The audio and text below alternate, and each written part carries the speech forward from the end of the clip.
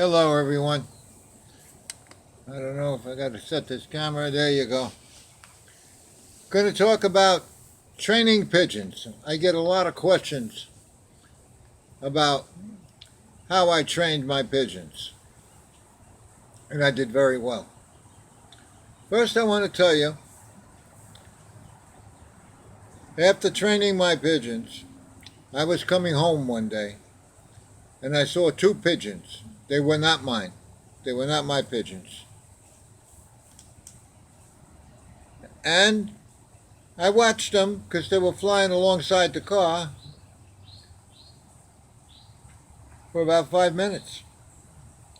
One pigeon would get in front of the other, and the other one would pick up speed and get in front of it. And then the other one would pick up speed and get back in front of it. So they were going, rocking back and forth, kind of like this, racing each other home. And I observed that. Now, I normally had about 30 young ones. So I didn't let them up all at once. I would drive out to 100 miles. I wasn't going to drive 100 miles and toss them all at once. They were going to go up in small little groups. And I would toss 5 or 6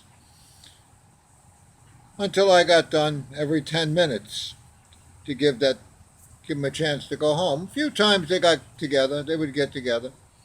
But after a while, they didn't get together.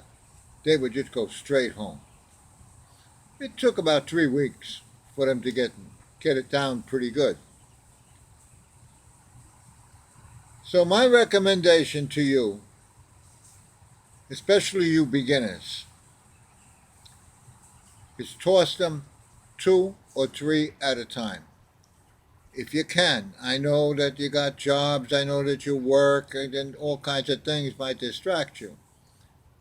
But the benefit of it is that they won't hit a flock, and all your birds will go with them, and you'll be out a whole bunch of birds. It happened to me a few times. I didn't have time. It happened to me a few times. And I'm talking about experienced, trained birds.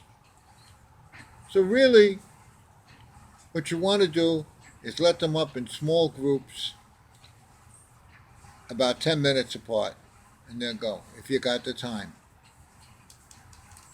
Try to do that. It'll pay dividends. What you want your pigeons to become is independent of the flock. If you toss them a few at a time every day, when they release them birds, and there's 400, 500, 600, 1,000 birds, they're not going to be too interested in staying with that flock. They might be on the way to going with them, but at some point in time, your birds are going to have to break.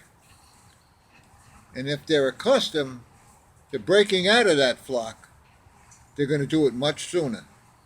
And that's going to save you minutes when it comes to clocking.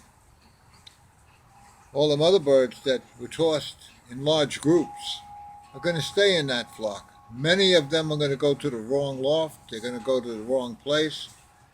And a lot of time is going to be lost. This helps you beat those pigeons and beat them flyers. So taking your time training the birds pays a big dividend. Let me see if there's anything I could add to that. Not much. Oh, I want to say this. I know it's hard with the hawks. Your birds get home, and the hawk is there. That's a big disadvantage, but everybody's got that problem. Everybody has got that same problem. You just got to overcome it. Okay, train your birds 2, 3 at a time, 10 minutes apart. It'll pay big dividends. Thank you for watching, and please subscribe.